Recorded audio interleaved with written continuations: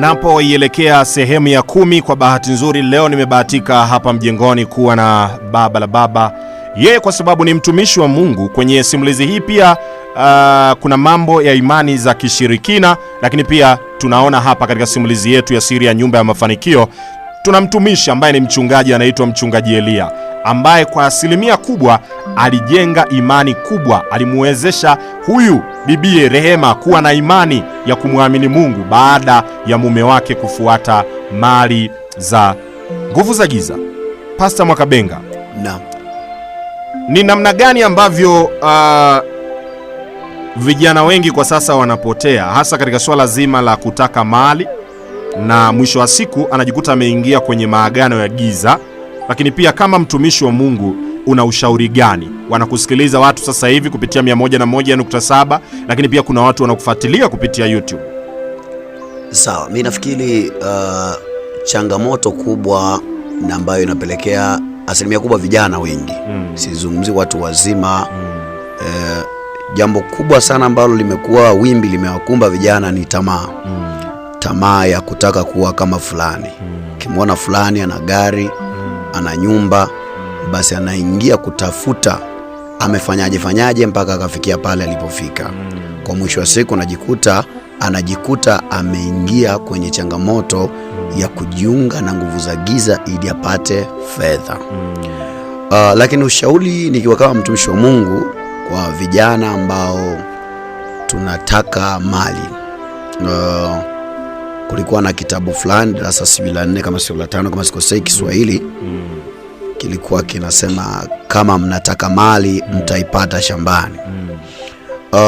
Lakini vijana wengi wameona kama ni njia ndefu sana kupambana kwa nguvu zao wenyewe na kuona kwamba hawawezi kwa nguvu zao wenyewe.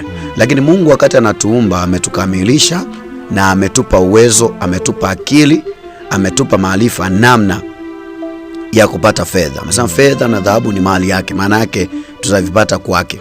Jambo la kwanza, vijana watambue uweza na nguvu za Mungu aliyewaumba, ya kwamba yupo na anatenda na anajibu kwa wakati. Lakini pia Mungu yeye hubariki kazi ya mikono ya mtu, hata kama ni ndogo yeye huifanya kuwa ni kubwa. Kwa hiyo waamini katika kile ambacho wanakifanya, waamini katika uwezo walionao kwanza, lakini wamwamini Mungu. Kwa maana gani? Kwa sababu mara nyingi sana watu wamekuwa tukishtuka, kwa sababu maisha ya kijana ambaye tunamuona leo amepaa, amefanikiwa sana, ni mtu ambaye yuko kwenye hali ambayo hakuna shughuli yote anayoifanya. Hana kazi yote ambayo unaweza kusema inamuingizia kipato. Kwa hiyo limekuwa ni janga kubwa sana kwa vijana walio wengi kujiingiza kwenye maagano, lakini pia kupoteza mpaka watoto, mpaka ndugu zao. Unaona? Kwa hiyo nimekuwa ni wimbi kubwa sana kwenye familia. Na ndio maana leo hii Mwanawatinga ukitaka kujua kwamba watu wamebadilika, leo watu hawana hofu tena kwa sababu ya kutafuta mali. Watu hawaogopi tena kwa sababu ya kutafuta mali. Yuko tayari kufanya lolote ili tu apate mali. Kwa nini? Kwa sababu ya tamaa ambayo imemtawala. Kwa nini fulani yuko pale? Na kwa nini fulani yuko pale? Kwa nini mimi niwe hivi? Anatafuta njia yoyote ile maadamu tu awe na kile ambacho anakitaka. Kwa hiyo kinachotuponza vijana ni tamaa. Haya, huyo ni mtumishi wa Mungu mchungaji Mwakabenga kutokea pale Kyela Boda.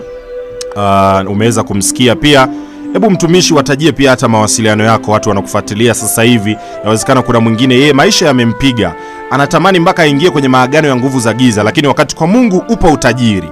Wapatie watu mawasiliano. Inawezekana kuna mtu sasa hivi atataka maombi katika jambo lolote. Mimi napoendelea na simulizi, wale ambao watakupigia pia simu, watatuma meseji kwako ili uwaombee na wao wafanikiwe bila kutumia nguvu za giza. Karibu.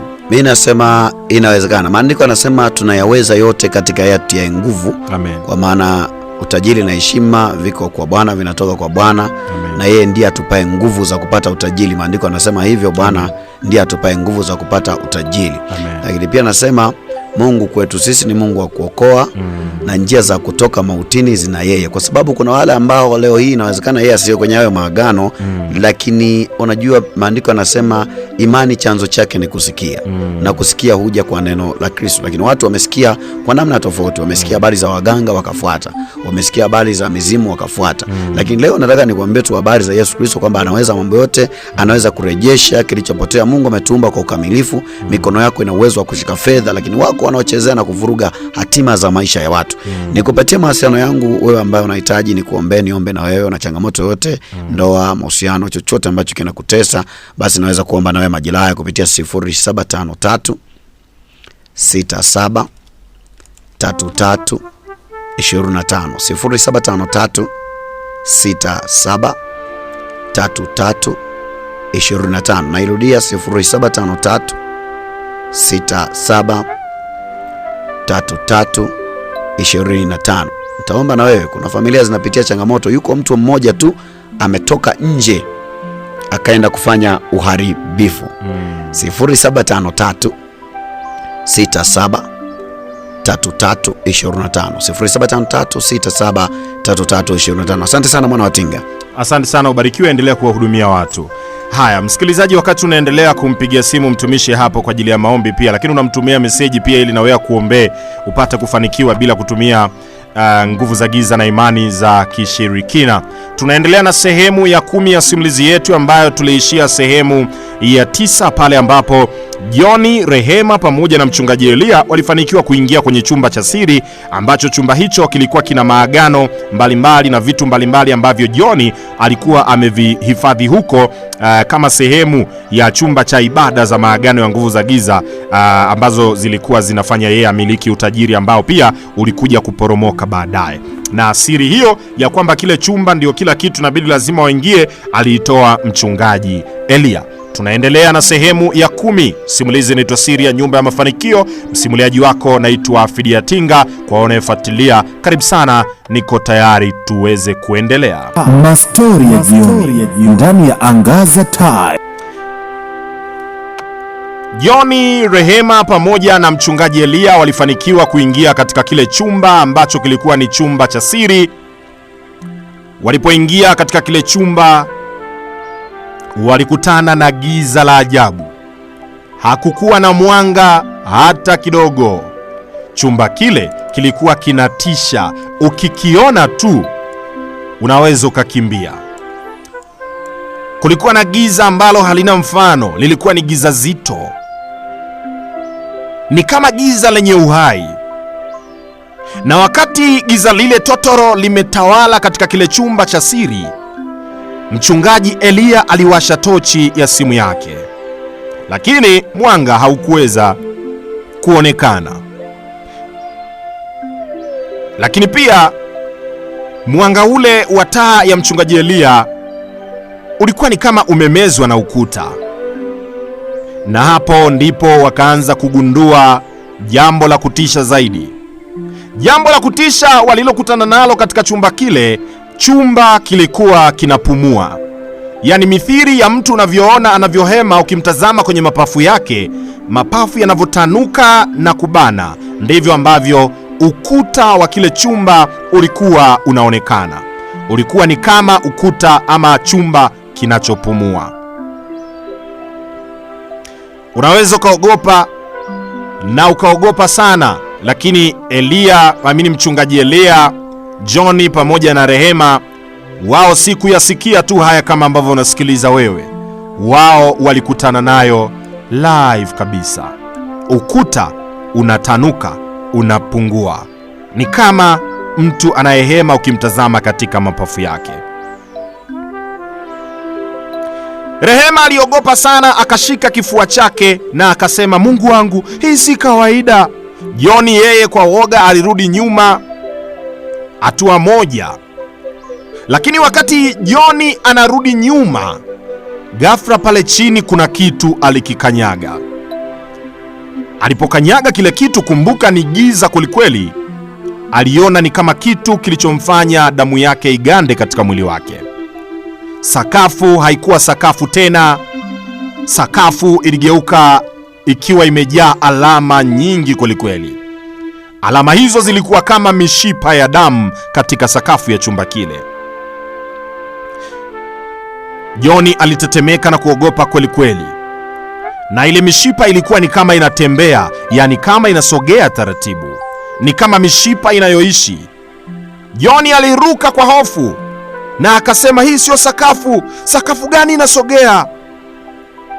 Mara ghafla katika eneo lile, chumba kile, kuna sanduku ambalo lilionekana, na katika sanduku lile zilisikika sauti za ajabu.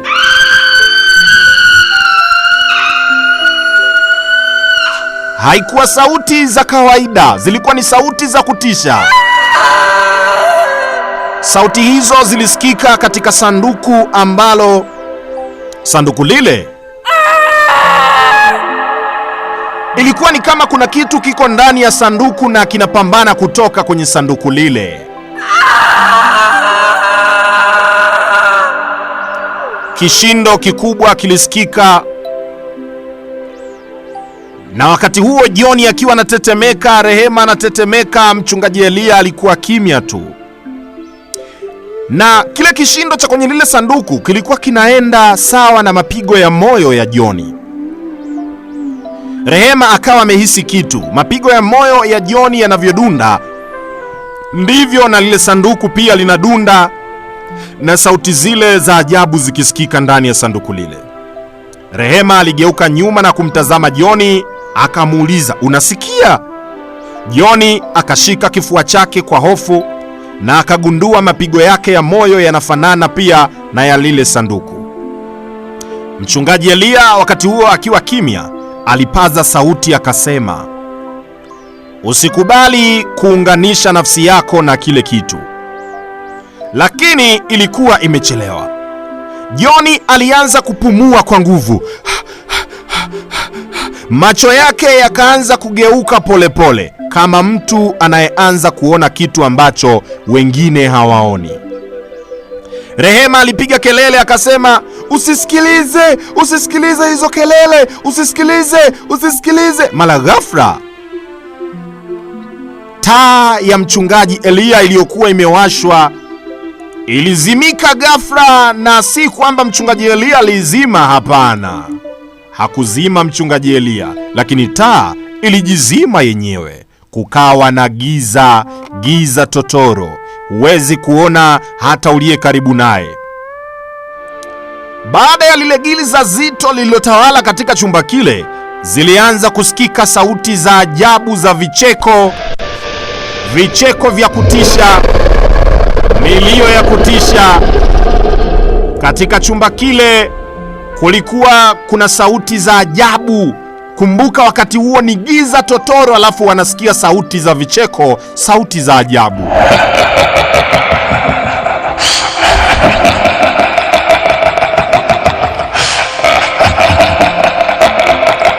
Zilikuwa ni sauti tofauti tofauti zikisikika, ni kama watu wako wengi na watu tofauti tofauti katika chumba kile.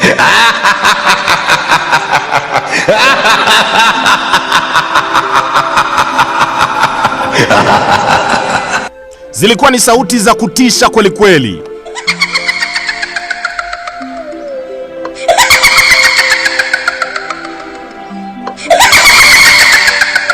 Ilikuwa ni wakati mgumu sana kwa Joni pamoja na Rehema.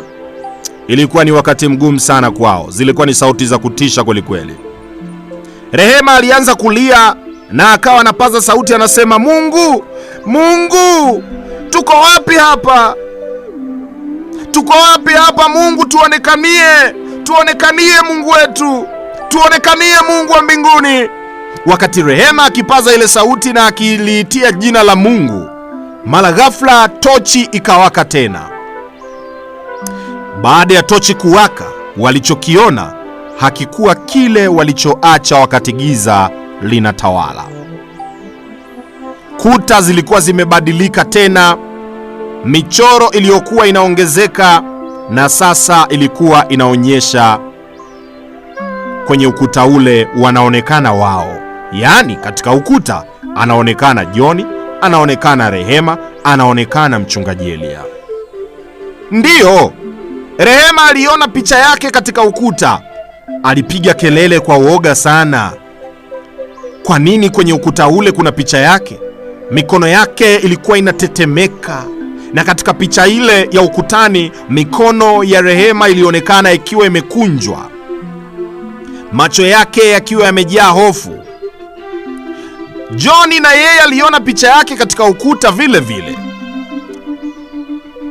Akiwa katika ukuta ule, John alionekana akiwa ameanguka, na ameanguka mahali pale ni kama anavutwa, yani anaburuzwa na mikono mingi ya vimvuli. Yani watu hawaonekani, inaonekana mikono, vimvuli vya mikono wakiwa wanamvuta. John alitetemeka sana, akasema, ni nini hiki? Ni nini hiki? Ni nini hiki? Mchungaji Elia alisema tena kwa sauti nzito, akasema, wanatuonyesha mwisho wao. Wanatuonesha mwisho wao wanaotaka. Mara ghafla sanduku lile waliloliona katika kile chumba, unaambiwa sanduku lilifunguka kwa kishindo kama limepasuka. Katika lile sanduku hakukuwa na karatasi, kulikuwa na kitu kingine, na kitu hicho kilikuwa ni cha ajabu, na cha ajabu zaidi, kitu hicho kilikuwa kikisogea taratibu kama mkono hivi, alafu kama mkono mweusi mrefu ambao ulionekana kama unatoka kwenye sanduku unajaribu kutoka nje. Rehema alipiga kelele kubwa sana. John alitetemeka na kurudi nyuma, lakini jambo la kushangaza, ukuta ulikuwa umefunga njia. Yaani lile eneo ambalo palikuwa na mlango alioingilia katika chumba kile, mara ghafla ukuta ulitokeza, na katika eneo lenye mlango palionekana ukuta. Yaani kiufupi ni kwamba hawakuwa na pa kukimbilia tena. Na hapo kimvuli kikaanza kujikusanya. Safari hii haikuwa taratibu wala polepole. Kimvuli kilijikusanya haraka kwa nguvu, kama kimvuli kilichokasirika. Na kimvuli kile kikawa kikubwa, kirefu, kikajaza karibu nusu ya chumba. Kinaonekana kimvuli ambacho hawaoni kwamba hichi kimvuli ni kimvuli cha nini. Macho yake yakajifunga, yakawa kama moto, na sauti ikasikika kila mahali katika kile chumba. Sauti iliyosikika katika kile chumba ilisikika ikisema, hamkupaswa kurudi hapa. Hamkupaswa kurudi tena humu ndani. Hamkupaswa kurudi tena hapa. Kabla hata hawajaitikia wala hawajaijibu ile sauti iliyokuwa inasikika, kile kimvuli kikaonekana kikisogea karibu zaidi. Hakikuwa kinatembea, kilikuwa ni kama kimvuli kinachoelea juu juu. Alafu kimvuli kinasogea. Hewa katika chumba kile ilizidi kuwa nzito, maana kumbuka hapo hakuna dirisha, hakuna mlango. Chumba kimejiziba, kiko sealed kabisa. Walianza kupata wakati mgumu kupumua. Rehema akiwa anapata shida ya kupumua, alijishika koo lake. Akasema, siwezi kupumua, nashindwa kupumua. Alikuwa hawezi kutoa sauti zaidi. Kadri ambavyo alikuwa anajitahidi kutoa sauti, sauti ilikuwa inazidi kuisha. Kile kimvuli kikasimama mbele yao, na kwa mara ya kwanza kimvuli kile kiliwatazama moja kwa moja. Kisha katika kile kimvuli ikasikika sauti ikisema polepole, na kila neno likiwa na uzito, Rehema, Rehema. Rehema alishtuka kusikia katika kile kimvuli inatoka sauti ikiliita jina lake. Miguu yake iliishiwa nguvu. Alipoishiwa nguvu, Rehema akasema, kimvuli kimejuaje jina langu? Kimvuli kile kilicheka tena, kikacheka polepole. Kilicheka kwelikweli.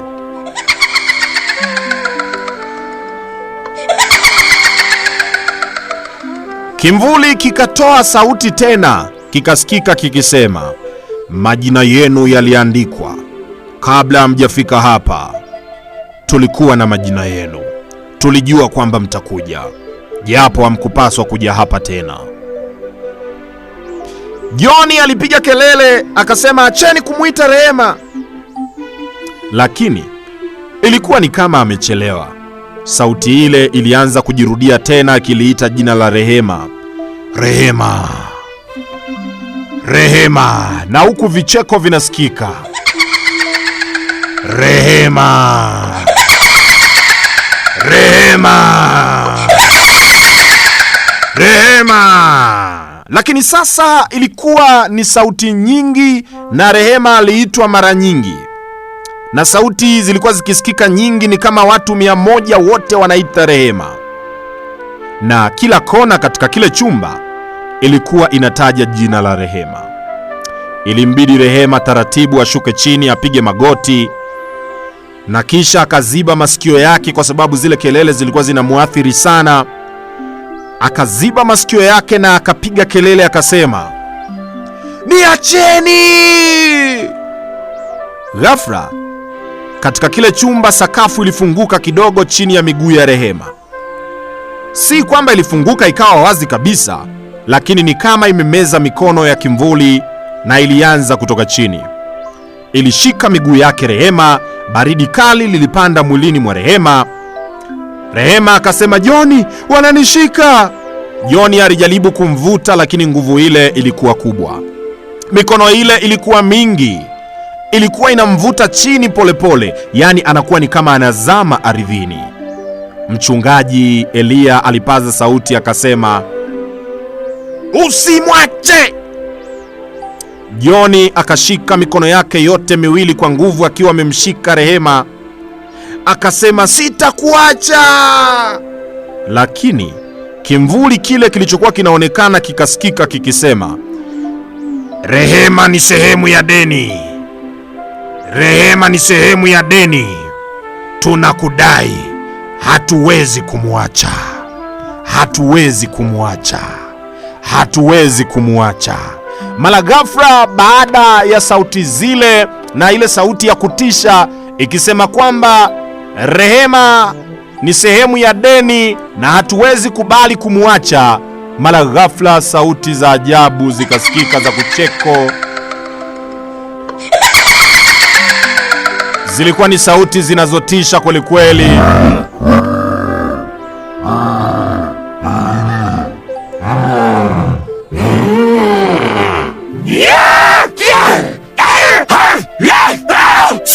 Sauti hizo zikisikika, Rehema alikuwa anazidi kuvutwa, ni kama anazama ardhini.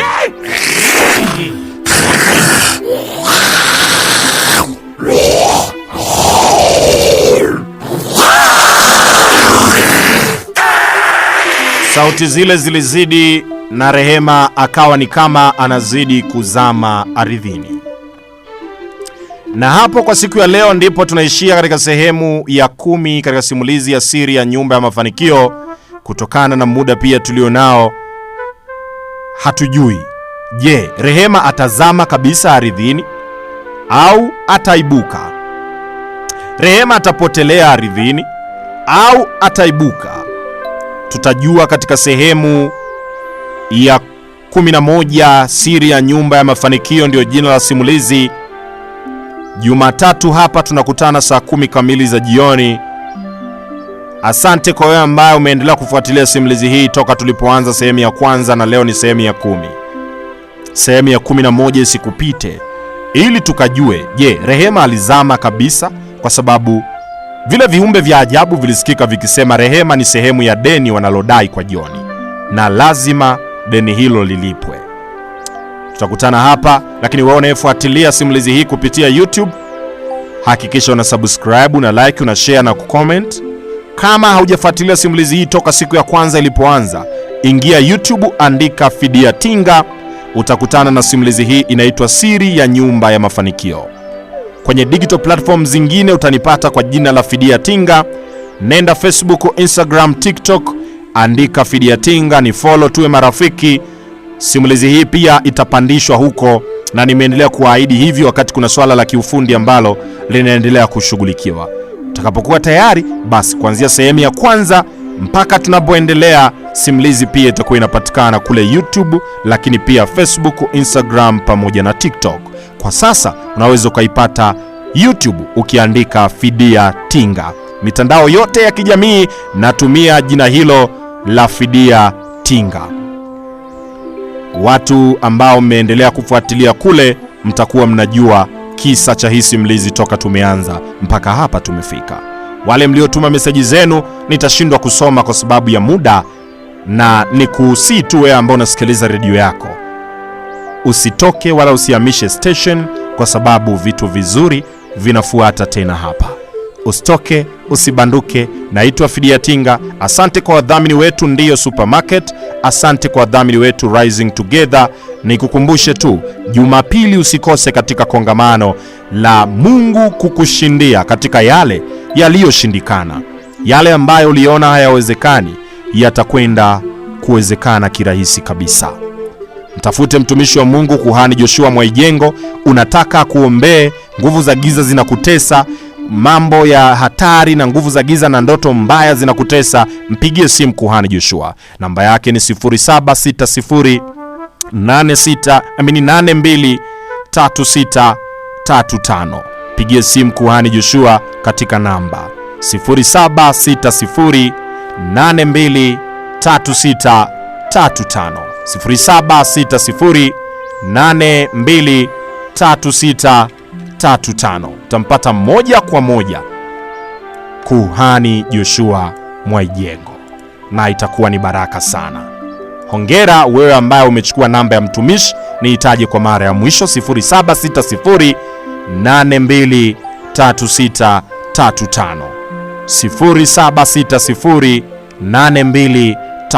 0760823635. Uniwie radhi leo sijapata nafasi ya kusoma meseji yako, lakini siku ya Jumatatu tutakapoanza hapa simulizi nitaanza pia na jumbe za wale ambao mpaka hapa tulipoishia sehemu ya 10. Tathmini tutaifanya kutoka sehemu ya kwanza mpaka hapa tulipofika. Jumatatu saa 10 kamili jioni, hakikisha unanisikiliza. Naitwa Fidia Tinga, mwana wa Tinga. Asante na uwe na jioni njema, na vipindi vinavyoendelea endelea kusikiliza na kubarikiwa sana.